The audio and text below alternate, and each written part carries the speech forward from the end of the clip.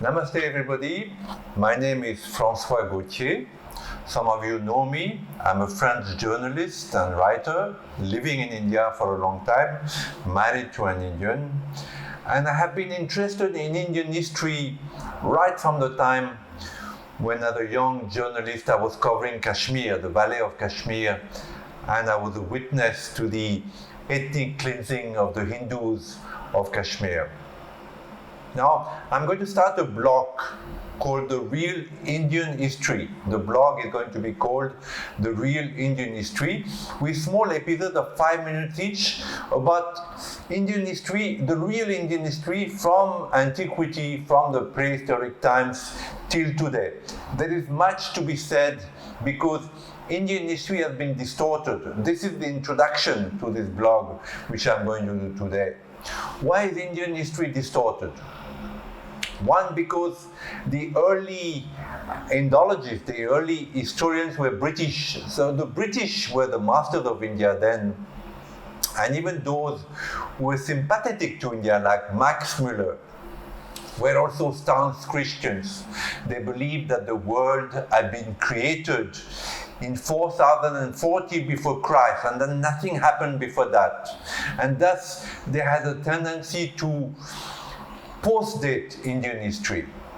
For instance, the Iron Age, you know, what is known as the Iron Age, was post-dated by Max Muller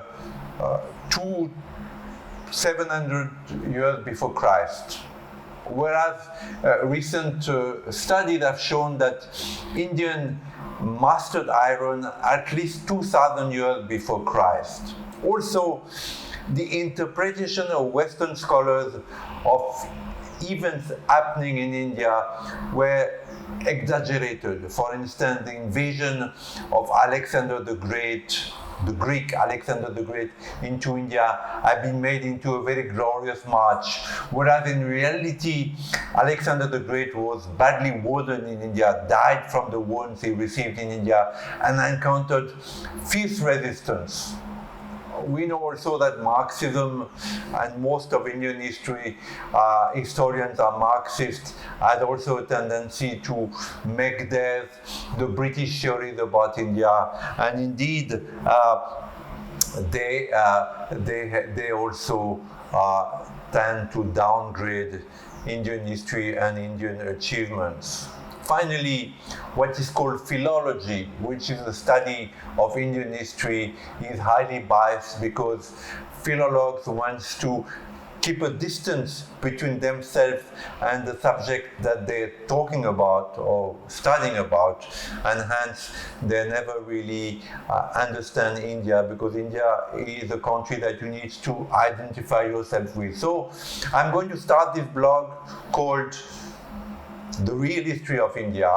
The first episode, which will follow this introduction, will be about the Saraswati River, the myth or the reality of the Saraswati River. So I hope you're going to follow my blog, and indeed you can click on the YouTube likes so that, or register yourself so that you become a follower of my blog, and I will see you for the next blog, which will be on the Saraswati River.